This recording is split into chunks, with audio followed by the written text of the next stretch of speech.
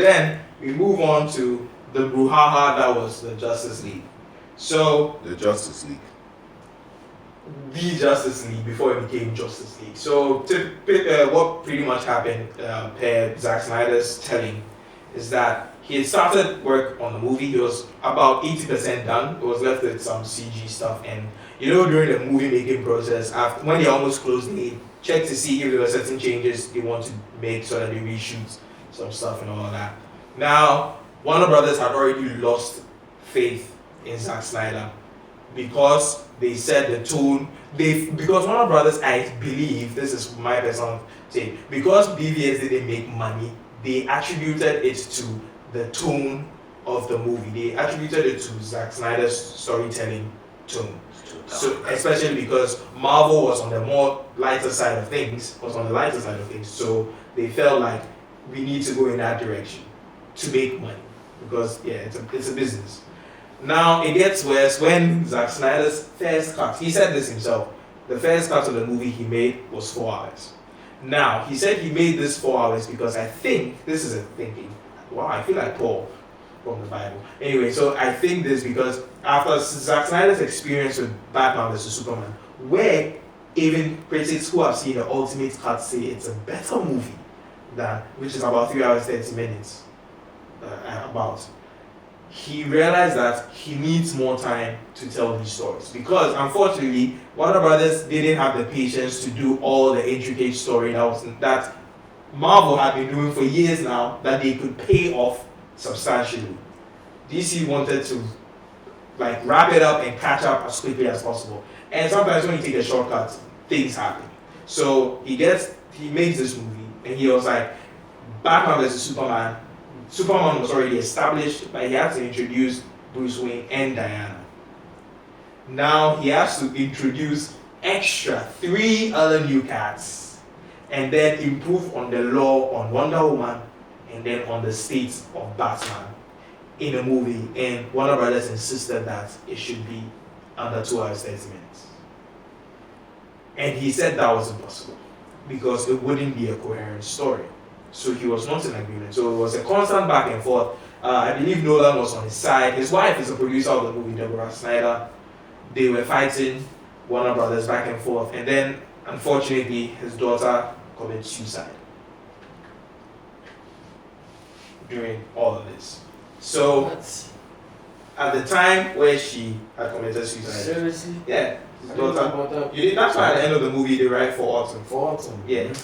So she commits suicide, and now he is emotionally under stress and strain, and he has to fight the politics of Warner Brothers. The funny thing is that some of the things I've heard about Warner Brothers make it seem like a Ghanaian government agency, because apparently the bureaucracy in Warner Brothers is terrible. Before you can get a project signed off, this person has to go and tell this person has to go and tell this person. And that project, that social experiment where you whisper something to one person, by the time it gets to the head, it's a totally different stuff. Yeah. And now he's fighting Warner Brothers because he wants the 4 hours. But his family has been shaken by this. He is mentally under stress and everything. So he was like, you know what? I can't do this politics. I can't fight for this thing. Keep your movie. I'm out. I have to be. I have a family, I have kids at home, my wife and I, we need to take care of our family. This is a trying time and we can't be fighting about 2 hours, 30 minutes or 4 hours. We can't be doing that at this point in time. So he leaves, rightfully so. I mean, for a personal perspective, I think that was the right decision. I don't know from a business perspective or whatever. So he leaves and he wouldn't be able, even if one thing about as a business person, he wouldn't be able to work. I mean, come on, if someone close in your family dies, any central company are take time off by force, whatever you're doing, stop, because clearly something more important has come up. Yeah. But that's only the company cares for a week. I mean, not every company does. Yeah. Yo, I didn't know about historical news. Okay. I just thought he had gotten pissed off and walked off. That's exactly what happened, but there was context to it. Wow. So he leaves, and just before he leaves, Jeff Johns had brought in Joss Whedon to be a consultant because he had made 2 successful Avengers movies. And Warner Brothers hoped that Jeff Johns would help Joss Whedon would make it lighter to lighten up the movie a little bit, put some color into the movie and all that. And now this is also a part where I think. So after Zack leaves, Jeff, who at the time was in charge of the DCEU, gives the job to Joss. Then Joss apparently scraps about 80% of the movie, reshoots. Reshoots that result in one of the most interesting scenes in our life. That is the mustache Superman, or lack thereof, and not properly shown weird mouth Superman. And then the movie is released. But here's the thing: I don't blame Joss for this, because Joss was also playing the game. Because Joss had been given a proposition to be the director of the Batgirl movie. So it was like, you know what, I will do this, I will fix this thing, whatever it is, and then I'll get to work on my own project, which is the Batgirl movie. So he was just playing the game. And he'd been given tenets or things he was supposed to go by. Make this movie 2 hours less, and then it's lighten up, put a couple of jokes in there, change the color, correction, all that stuff. So he was just playing the game. He'd been given a directive and he executed. And then that's what we got in 2017. And honestly, it was not great. It wasn't great. So yeah, Toby seems really taken aback by the story. No, because I can understand the creator having creative differences with his client or whatever. Yeah. There's a narrative that's consistent. Yeah, serious flashbacks and bro. Like so, but I didn't know about the personal bit. That just makes it a lot more of a wholesome story, right? Because yes. You understand. And I sort of get like, see, Joss's movie, to your point, when we saw it in the cinema, yeah, it wasn't, like there were points where we were like, oh snap, yeah. Right? I mean, he did what he did with Marvel. Oh yeah, yeah. You know what I mean? Like he brought his flair for making moments epic into certain aspects of of jail. So I remember when Superman shoots out of the thing, the cryogenic whatever, and he just standing like because you could I actually think that was a Zack shot. Wait, no, the fact that he put I don't think any of that stuff. I don't think Joss shot a lot more stuff. Oh, he did. Apparently, he did. How much more did he shoot? Like for instance, and you know what I'm saying? That because he was a SnyderCut. Unless you're saying that Zack used Joss's stuff. No. Exactly. No, I mean Joss used a lot of Snyder's stuff. That's my point. But I'm gonna assume that Joss might have used like maybe 80% of Snyder's stuff. Apparently, the figure is lower. So the shots to make up for CGI inclusions. He did a whole lot of reshoots. So for instance, in the ending, the scene where they went under Gotham Bay, where they were fighting Steppenwolf and everything. In Joss's movie, Flash saves Wonder Woman, Diana, and pushes her, and he falls flat on her. It's not in Snyder's version. And apparently that scene was even a problem, because Gal Gadot said she was not going to do that. Wait. She was not going to do that. So and she didn't. Joss it was a body double that actually did it. Joss Whedon used 10% of Zack Snyder's footage. Apparently. So he showed 90% of the movie again? Yes. In about 2 to 3 months or something of the sort. Rush job, what? Wow. Yeah. So there's a lot going on. Wow. That's terrible, And Warner Brothers paid for him to do these reshoots. I mean, a man was given a clear mission. Yeah. And it was just a job. He did execute. He was being surgical as he could. Yeah. I can't blame him, because we do know he can pull together some episodes when he's given ample room to prepare. Yeah. When he gave him this simple, quote-unquote contract job, which essentially it was. It was a surgical. Yeah, so like, I'll do what I can, but do not expect any miracles, which they clearly didn't receive. Goodness. So this is why this is where we jump to the whole Warner Brothers being the problem. Because Warner Brothers, in this case, so that's why I set up the whole Kevin Feige thing in the beginning. Because Disney put trust into Kevin Feige. We believe in your vision, go ahead. Now, Christopher Nolan, being the executive producer for the DCEU, was supposed to be the Kevin Feige of all of this. So there was a time where there was an interview where they talked about Man of Steel and everything. And Christopher was like, he supported everything Zack wanted to do with Man of Steel, except one thing. He wasn't sure about the killing of Zod. But when he took the story into context and like he respected the creator's decision, so he was like, let the creator create his thing. But Warner Brothers didn't put trust into Christopher Nolan enough that it would leak to Zack Snyder. In the sense that, as for Christopher Nolan says, yo boys, I want to make this movie about rewinding time and rewinding everything. It's going to be called Tenet. And I need, let's say, $200 million to do that. Yeah, cool.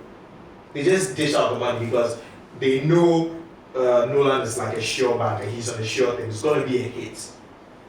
But they don't have that faith in Snyder.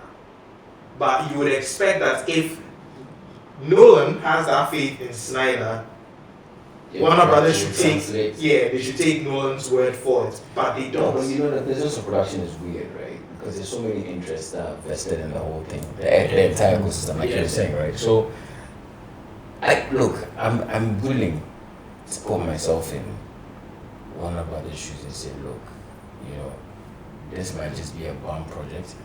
Let's just put it out there and meet our production timelines and move on to the next thing, right? Because don't forget that the studio is also using other projects. Yeah. You know what I mean? So there's a point where, and you know, in terms of like cinema distributions and stuff, there's actually like a distribution arrangement where if I'm giving you like a movie to distribute, like I'll give you like my flagship, but as part of that you have to take two of my not so hot movies and circulate them. Right? Okay. So if their distribution network is large enough, they sort of know, okay, look, this thing, hardcore fans will see it. We'll probably generate maybe 100 million at box office. We're good. You know what I mean? We'll try again on the next thing. You see what I mean? So I can see getting to the point where even Joss, because I really like Joss's work. I refuse to believe, like I didn't know he had shot so much more footage. So I'm guessing that even he had those roadblocks. Where they were like, okay, you know, we've tried two guys, you guys are both dope, you guys say you need more time, we don't have more time, we're just gonna go, we're gonna go with this, right? Cut out the editor who was attached to the initial footage, bring in some new guy, board and so, let him sit down. Chop it just okay, so who's this guy dope? Who's this guy dope? Yeah. You know what I mean? And then put it out because you're going to miss that iconic summer release deadline. And if you pass that, that's pretty much it. But you know, the reason why I wouldn't really, I don't think that's the case. I feel like there was a bit more personal for some Warner Brothers executives is because if that was the case, why didn't you just release the 4-hour one? I agree, on an economic level, it didn't make sense to have a 4-hour movie in cinemas because typically if you have a 2-hour, 30-minute movie, you do it 4 times. But that's not the thing though. Because I think we sat in Harry Potter. I think Harry Potter 7 was like 3.5 hours. Well, 3.5 hours is the limit to. Yeah, you're not going beyond that. But Harry Potter was at 2.5 hours. Really? Yeah. I think because I remember sitting in the cinema for Harry Potter 7. Every time the screen would go blank, I'd get up. Because I was tired. Let me see. Oh, wait, keep talking. It's 2 hours 10 minutes. Are you serious? Harry Potter? Yeah, Harry Potter and the Deathly Hallows 2 hours 10 minutes. 10 minutes. How about one? Let me check. That's weird. So I honestly think we've seen longer. I don't know why I think we've seen longer. So In the cinema though, I usually need to come and watch the Lord of the Rings movies. It's 2 hours 26 minutes. How about Lord of the Rings? Lord of the Rings is the 3 one hours. that's disclosed. So that's 3 hours. You know, there's an interesting thing. Lord of the Rings, I checked recently for the running time of the movie, and the first one says 3 hours 48 minutes. Hey, There you go. I don't know. Wait, hold on. Is that the extended cut? Exactly. That's the question I was asking myself. The point is, we are not a culture that's new. The movie going audience is not a culture that's new to like extended cuts. Yeah. People are doing this on their DVDs at home, right? There's a reason people actually go and buy the extended versions because they want to see other stuff. Yeah. Now, if you had a cinematic release that's as dope as what's it called, Man of Steel, right? You know what the guy can do. You've seen it. Your audience has responded. We've bought merchandise. We've done all these things based on this one that I did in 2013, right? and you have these issues, because I'm going to really bet that Joss also said I need more time. I'm honestly going to bet. But they were like, no, you know what? Now I look at the money. So again, it goes back to this whole distribution principle, right? Yeah. Because like, okay, if I'm going to put this out as part of my bundle, Mm-hmm. I need it to be able to run in normal circulation time. Yes. So we can't make an excuse. Now I don't know what the output is going to be anyway. So I let's can't do say to do it. If it was Zack, probably, because I know that Nolan has faith in Zack, so yes, let's go. But if you are saying you need more time, this is not tough for my, but I know what your mind is at. So we're going to go with 2.5 hours, whatever it is, and we'll just see what happens. Yeah. Right? Now, so that's what the business decision was. I'm just playing devil's advocate. Yeah. Right? Because it doesn't make sense. It doesn't make sense for them to make that decision in 2017 on the back of everything that Marvel is doing in cinemas.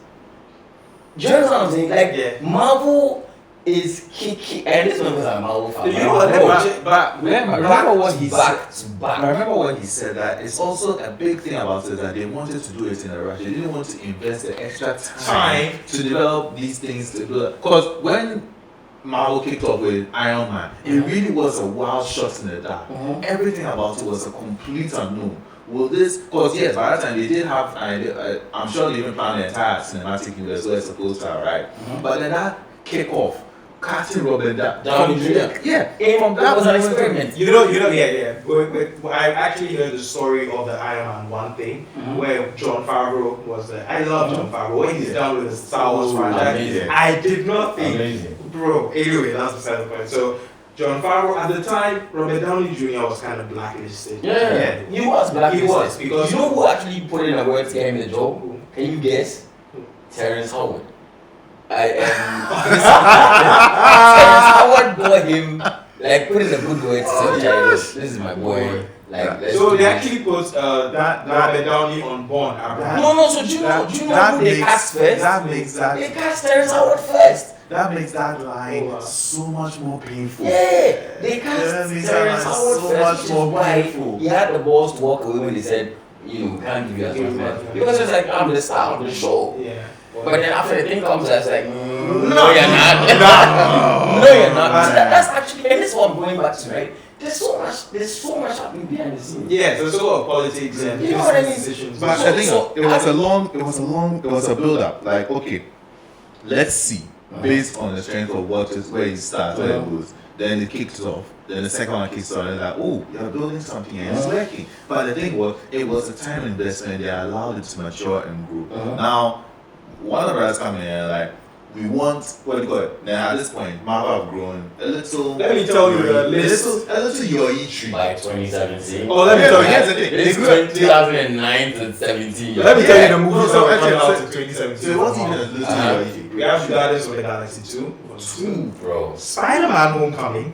And Thor Ragnarok. Okay, so it wasn't a little your It was an old street, This was Charlie. a mighty fruity orange. Like drop those watermelons on my head, yeah. But then now Marvel see this trend like I want that. You mean DC? So yeah, DC see that like, I want that. But with less work. Yes.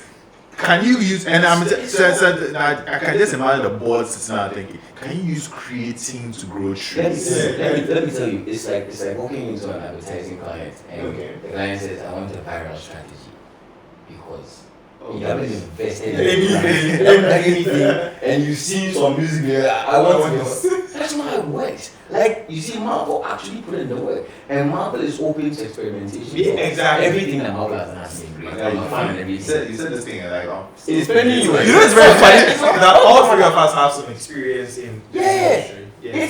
It's so I can completely understand the CMO equivalent working to everything, guys. Launch your products. It's not ready. Go. You don't have time. Right? And let the people out there decide. By the time they are pissed off, they are taking their money already. So basically, they wanted to put your E7 on stilts. Exactly. No, they did. So they literally right? put in a pot, load it on a scaffold, like, at least I told them. Yeah, like it's not the same thing. And then you forget, and this is an issue. This is an issue in the creative industry because then the business people forget that where all of your fame is coming from is from the creator. Yes. Do you see what I mean? No, I mean in one of The the creator that is allowed to invest proper time and Yeah. what's that what's that chart called? I want to overlist this. Well, Venn yeah, diagram. yeah, that Venn diagram. But what good? Time. Time, effort, money, Yeah. and you want to include all three. And And there's a sweet spot where they can include all three, but most of the time these guys choose not to include all three, and everything. So there's a gap in the way they are not overlapping. But here's the thing: with Warner Brothers' defense, they felt and believed, and they did have a very solid IP, which was Justice League brand. But It's a very, very so they expected that. but Yes, but it yes, is. it's not From the fans' perspective, it is. In 2017, it wasn't. In 2017, it was. It It was was because at not. the time the animations were doing Guys, so well. Listen. You see, and this is my problem. You need to categorize your audience. There are the comic book fans. There are those of us who have grown up on comic books, so we don't really care what's happening in cinema. We're like, okay, we made a mistake, we get it. Yeah. We're going to read the books. Do you know what I'm saying? Then there are the anime. I've seen more animated DC stuff across board. Yeah. And I've seen, this Batman is one I started watching like 15 minutes. Then I'm not continuing. Okay. Right? Man of Steel, it took me a while. I think it was you. It took me a while to like actually jump on this thing. Okay. I did a movie and that's why you came and watched it. I did. It took me, and then I was like, oh, okay, this is interesting, right?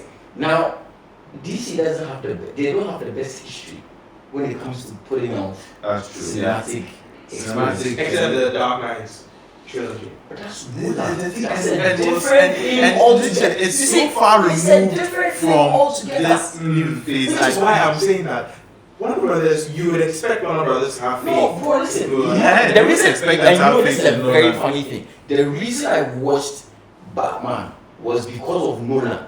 Not because of the I didn't Batman even know who the people were. brand. Do you know what I'm saying? But I know Nolan because I know the Priest. What? And he made a Batman flick. Alright, let's go. Do you know what I'm saying? He made the Batman flick. Sorry. I still have some issues with that last one. Don't you start. No. Listen, Don't you start. untouchable. It's Untouchable. touchable. Stop. In Stop. terms of Stop. sarcastic Stop. decisions. Stop. What? Cancer polluted Batman. No. Bro, what's this? Christian Bale. No. Oh yeah, Christian Bale. No, for me, Ben Affleck is the best Bruce Wayne. I agree.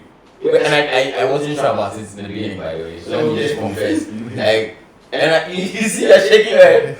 I wasn't sure about it in the beginning. Honestly, Yeah. it was only when I watched the SnyderCut. I was like, this guy is not bad. In the original cut, I thought I can see there's a lot of potential here, but I could also see it being wasted. I mean, you saw the look on his face anytime it was mentioned afterwards. Like this man felt that like, nah, he put some work in there. Bro, It was I actually don't want to talk about. Okay, you know what? Since we're here, let's talk about what happened to Ben Affleck.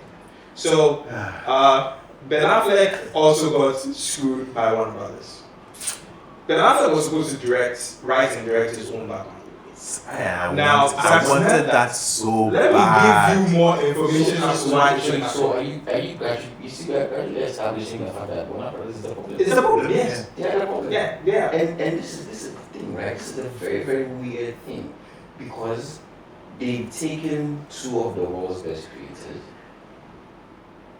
put them under one of the world's most prolific creators, and they still can't make a movie that slaps. No, come on. It's like when you gather ingredients to make something. Ingredients are on their own slap. Like you find yourself snacking on them, but if you don't know how to put them together properly, Yeah. right? And even worse, after you make a hash or put them together, you don't even cook it properly. What are you going to get? You're not going to end up with a cake or a pie. You're going to end up with road filler. That is not something that we're supposed to consume. So Ben Affleck was supposed to write and direct a Batman movie. Yeah. Now, Zack Snyder was asked recently if he was the one who shot the end credit scene where Deathstroke shows up and everything. I was like, yeah, that scene was his. He and John Manganiello did that. And we were like, what was the purpose of that? So he was like, so he and Ben were talking about it that in Ben's Batman movie, what the plan was supposed to be was that Lex Luthor creates his Injustice League. Of course. And with Deathstroke having a very huge vendetta with this. Now here's an interesting story lined out we've missed a lot of. The story he and Ben were coming up with was the fact that Lex Luthor has found out about the anti-life equation. And then he's found out that, okay, this thing is supposed to be able to control all of humanity or all organisms in the universe. So he is like, they need to figure out what it is. So it was it's not a heist movie per se, but they were trying to figure out the anti-life equation. And guess who they put on the job? Which villain they put on the job? Which Batman villain they put on the job to try and crack the code? The Joker. The Riddler. Because it was a code. Oh, the Riddler. And needed to be cracked. And when they said that, the reporter or the person interviewing was like, the Riddler has never been used in this way in any of Batman media. He's normally this weird dude. And he was like, yeah, that's pretty much what we're working with. But so Ben Affleck got screwed over because he at the time was dealing with his drinking problem. So he couldn't write the movie and direct the movie. And like you said, timelines. Warner Brothers wanted this movie out in a certain timeline, and they took it away from him. And that was one of the, and then after the Josstice League debacle, he just walked away from everything. Yeah. So in an alternative timeline, we will be discussing the Batfleck movie. Yes. With the Riddler, with this reverse heist. Do you remember in the Batman video games, there's a scene, a cinematic scene where Batman is fighting Deathstroke? If you like, check it out on YouTube. Yeah. Ben Affleck said he wanted to recreate that. Oh, that would have been so lit. That would have been so lit. Because hand to hand, yes, Deathstroke really is anti-Batman, and that fight scene would have been so lit. And see the way those two look. Why you guys warning something that may happen? It might happen. It might still. Well, and you know, that's the funny thing. Thanks to the SnyderCut, yeah, it might well still happen. So what's the significance of this SnyderCut? I mean, first of all, let's talk about this whole thing. We've been talking for close to over 50 minutes. Yeah. And we haven't talked so you know what? We're keeping good time with what how the SnyderCut actually worked out. So.